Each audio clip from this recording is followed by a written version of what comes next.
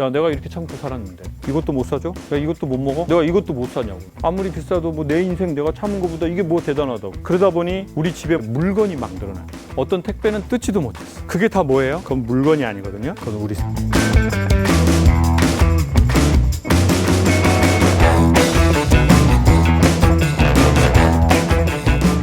내가 누군지 어떻게 살아왔는지를 아는데 되게 도움되는 것 중에 하나는 습관이라고 생각해요. 뭐라고요? 습관. 그래서 내 습관이 뭔지를 한번 이렇게 보는 거예요. 근데 그 제 습관 중에 하나가 뭐냐면요. 여유 없이 사는 거예요. 예를 들면 아침에 제가 5시 반에 일어나서 오늘 6시 5분 기차를 광주에서 타고 그리고 용산으로 왔거든요. 근데 그 티켓을 다른 분이 해주셨는데 약간 저하고 비슷한 성향인 거예요. 제 숙소에서 광주 송정역까지 30분이 걸리는 거예요. 근데 이제 제가 차가 없으니까 차를 태워주러 오신 거예요. 5시 반에 오겠다는 거예요. 6시 5분 기차인데. 그래서 제가 차를 기차에 실으려고 하나? 뭐지? 근데 제가 이제 그 시골 잘 모르니까. 근데 그분이 이제 30분에 딱 오시더라고요. 근데 차가 너무너무 좋은 차를 갖고 계신 분이에요. 보통 뭐 그런 거 있잖아요. 아파트 한 채만한 뭐 차라고 하는 뭐 그런 이제 그런 차인데. 근데 제가 이제 대표님 시간이 없습니다. 저 6시 5분 차인데 갈 수 있을까요? 그랬더니 이분이 전라도 분인데 걱정하지 마세요. 이사님. 걱정을 말아봐요. 네, 그러면서 이 집 한 채만한 아파트로 어마어마하게 빨리 달리는 거예요. 새벽이니까 차도 없고 하니까. 그래서 제가 대표님 이 차가 좋아도 뒤질 수 있습니다. 이 속도면. 그러면서 생각을 하게 된 거예요. 5시 반에 일어나서 이렇게 여유 없게 살 수가 있나? 그리고 이 비싸고 럭셔리하고 편안한 전 세계 최고의 차라는 차에서 이렇게 불안할 필요가 있나? 이게 무슨 의미지? 근데 지나온 제 삶이 딱 그런 느낌인 거예요. 여러분, 사람이 돈 있다고 여유가 반드시 있는 건 아니에요. 근데 자기를 속이는 거예요. 그러니까 생각을 하는 거예요. 그분이 틀렸다는 게 아니고 나는 어떻게 살고 싶지? 이걸 생각하는 거죠. 나는 분명히 예전의 강사료보다 훨씬 많은 강사료를 받는데 20년 전에 시간당 2만 원을 받았으니까요. 그리고는 학원하고 저하고 분바이 5대5.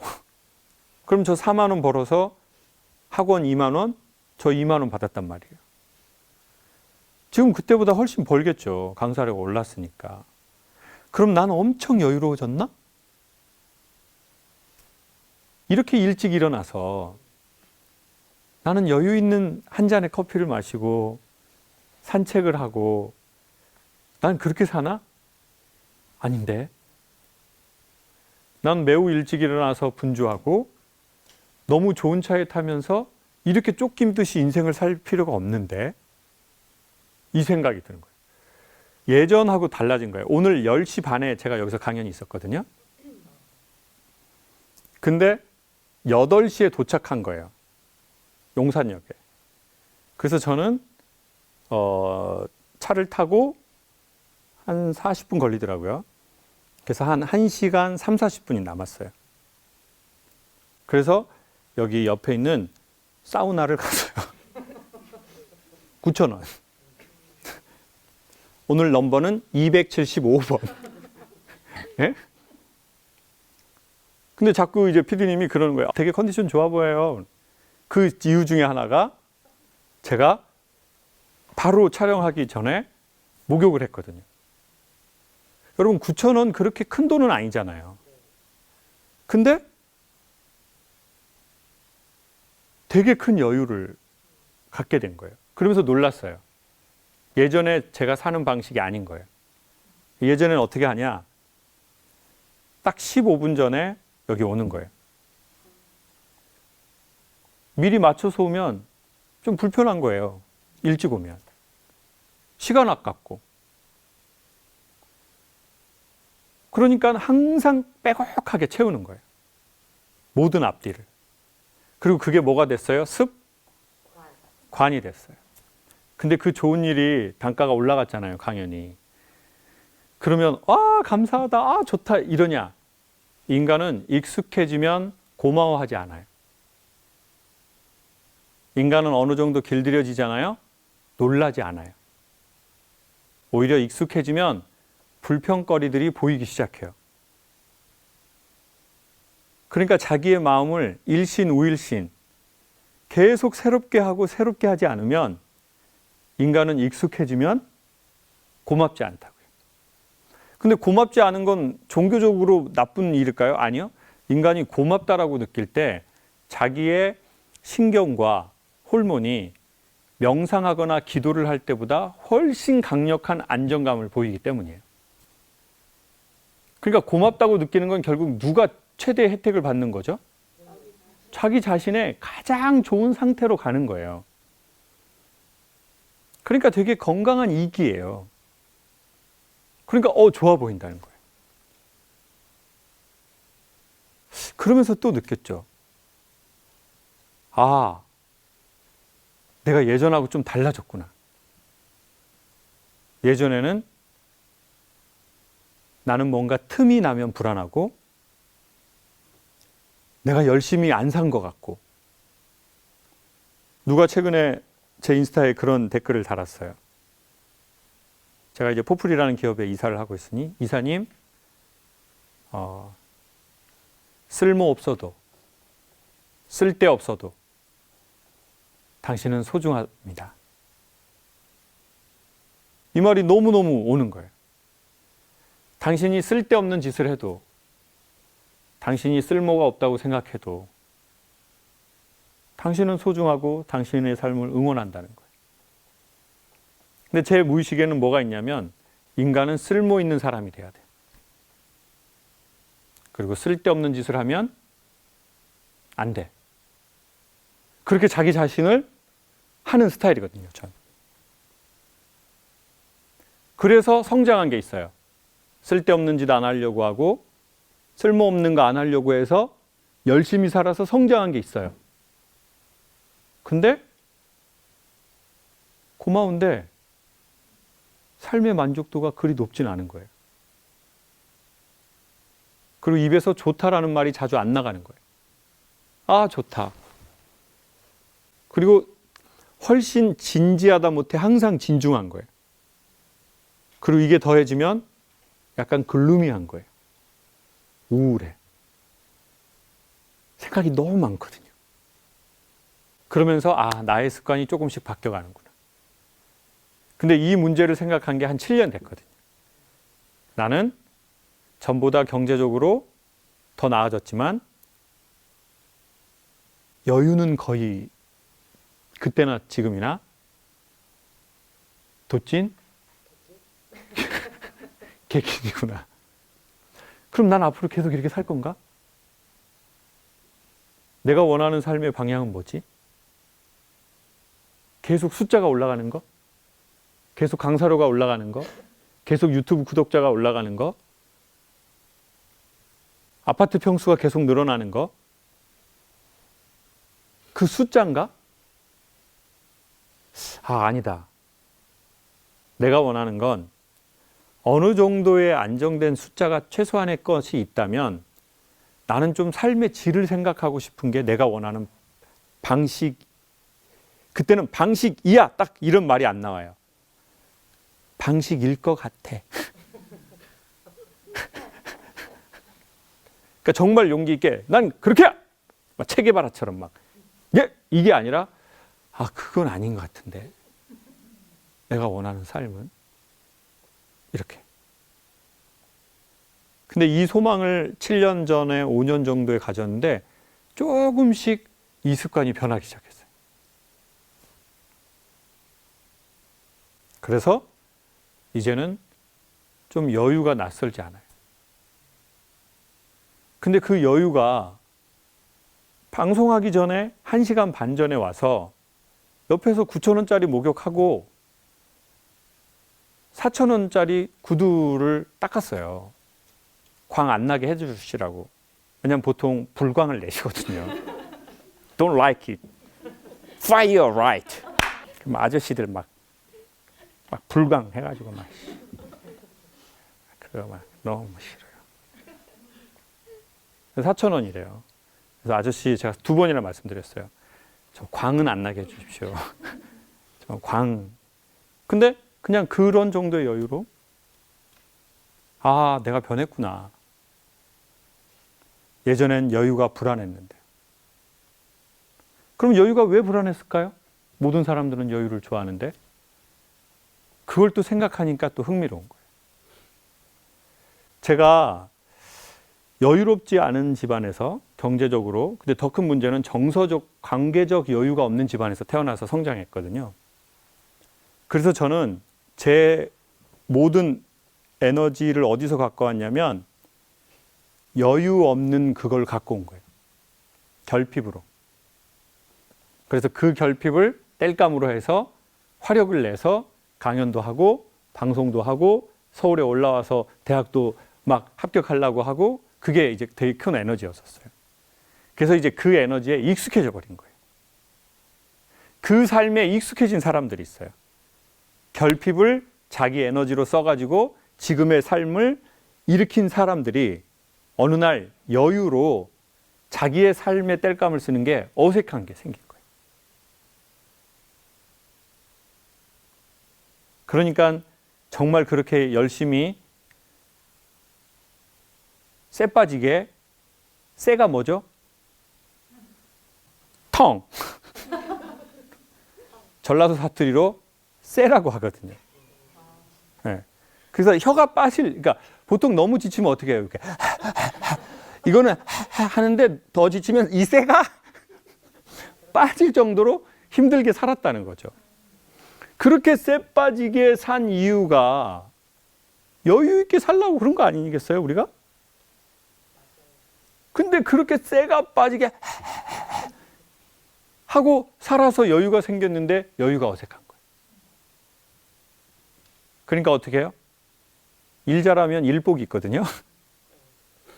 엄마도요, 엄마 역할 잘하잖아요. 그럼 할머니 역할을 물려받아요. 근데 막 그 엄마 역할 잘 못되는 사람이 있어. 난 너 모르겠다. 니들이 알아서 해야지. 엄마도 엄마 인생 있어. 응. 그러면 이제 딸도 우리 애를 맡기면 안 될 엄마다. 에? 그래서 별로 자기 애를 부탁 안 해. 그럼 또 이 할머니는 어떻게 또 자기 시간을 또 갖게 돼. 근데 엄마 역할 잘하는 사람은 딸들이 또 엄마 뭐 좀 껴줘. 뭐 딸도 일도 하고 뭐 나도 뭐 또 해야지. 그러면 아이고 뭐 그러냐. 그러고 막 또 그렇게 나이 80. 그리고 막 딸들이 막 엄마 너무 감사해요. 너무 감사해요. 막 이러면 그나마 다행인데 엄마 다른 엄마도 그 정도는 다 한다. 너무 티낸다 엄마.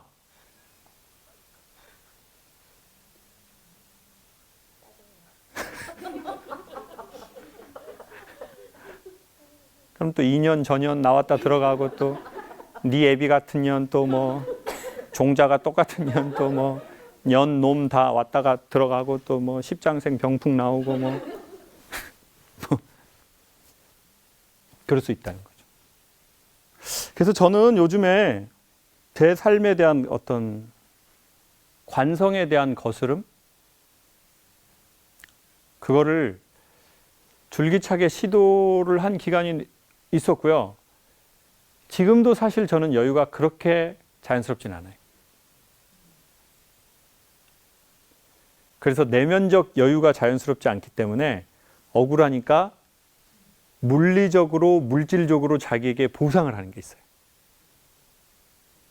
이렇게 마음 먹는 거죠. 야, 내가 이렇게 참고 살았는데 이것도 못 사줘? 야, 이것도 못 먹어? 내가 이렇게 내가 하고 싶은 거 못하고 짜증나게 참고 살았는데 내가 이것도 못 사냐고. 나 진짜 나 이거 분홍 마스크 못 사. 내가 이거 나 옷 살 좀 쪘지만 내가 예쁜 거 나왔는데 내가 이것도 못 사줘? 억울하게? 내가 이거 해외여행 이거 내가 못 해줘? 나한테? 야, 내가 이거 명품 이거 나 이것도 못 해줘? 아무리 비싸도 뭐 내 인생 내가 참은 것보다 이게 뭐 대단하다고. 6개월 할부하면 되는데. 그러다 보니 우리 집에 뭐가 늘어났냐면 모든 사람의 집에 물건이 막 늘어날 거예요. 신발, 가방, 옷, 뭐가 막 물건이 늘어나요. 그리고 거의 쓰지도 않아요. 어떤 택배는 뜯지도 못했어. 그게 다 뭐예요? 그건 물건이 아니거든요. 그건 우리 생명이요. 우리 시간이요. 그 삶이 틀렸다고 말하고 싶은 게 아니고요. 저 개인적으로는 넌 어떻게 살래? 라고 저한테 묻는 것 같아요. 넌 어떻게 살고 싶어? 어떻게 사는 게 구천을 떠도지 않을 것 같아? 어떻게 사는 게 억울하지 않을 것 같아? 어떻게 사는 게 죽는 날 눈을 편안하게 감을 것 같아? 넌 네 삶이 어떻게 됐으면 좋겠어? 그걸 계속 묻는 거죠. 그리고 저는 조심스럽지만 나는 그렇게 살고 싶지 않아. 난 이 어색함의 산을 넘어가고 싶어. 가다가 산에서 돌아올지라도 그렇게 하고 싶어. 제가 왜 이 얘기를 하냐면 이 얘기를 했으면 여러분은 이 얘기를 듣고 여러분의 생각을 하게 되기 때문입니다. 저는 제 말처럼 여러분에게 살라고 말하는 게 아닙니다. 그리고 여러분도 여러분이 신뢰하는 사람이 있을 때 내가 저 사람이 말한 대로 살아야지. 이건 되게 위험한 초보적인 학습이에요. 여러분의 생각을 하면 됩니다. 그리고 지금 당장 결론을 내릴 필요도 없습니다. 그래서 왜 이런 컨텐츠를 우리가 듣는 것은 중요하냐면 그럼으로써 주체적 우리가 자기의 때에 그 생각이 반응하기 때문입니다. 그러니까 지금 당장 반응하지 않아도 전혀 그건 중요하지 않습니다. 왜냐하면 우리에는 우리 각자의 때가 있기 때문입니다. 제가 원하는 것은 어떻게 살든 후회가 좀 덜하고 어딘가를 떠돌지 않고 안착된 곳에 살다가 안착된 느낌으로 삶을 마감하는 것을 저는 원하고 여러분에게도 기원하겠습니다. 감사합니다. 그런 말이 있습니다. 즐기려면 배우고 익혀라. 한국말을 할 수 있다고 해서 소통을 다 잘하는 게 아니죠. 너무 기본적인 것이어서 우리가 신경 쓰지 못했던 말하기. 이것은 삶의 방식을 보여주는 것이고 관계 맺는 방식을 보여주는 것이고 우리의 삶을 낳는 아주 중요한 씨앗을 뿌리는 것과 같은 행위인데요. 우리의 부모나 때로는 우리의 선배로부터 배우지 못했다면 그리고 제도권 교육에서 배우지 못했다면 얼마든지 배우고 익혀서 즐길 수 있는 겁니다. 우리의 삶을. 지금까지의 김창옥의 강연이 레스토랑에서 김창옥 셰프가 만든 요리를 여러분에게 대접하는 것이었다고 하면 지금 이 클래스는 제가 어떻게 요리를 하는지 어디에서 식재료를 가져오는 건지 어떤 마음으로 요리에 임하는지를 여러분에게 상세하게 소개해 드리겠습니다. 김창옥의 소통 스피치 클래스에 여러분을 초대합니다. 세바시랜드에서 여러분을 기다리고 있겠습니다.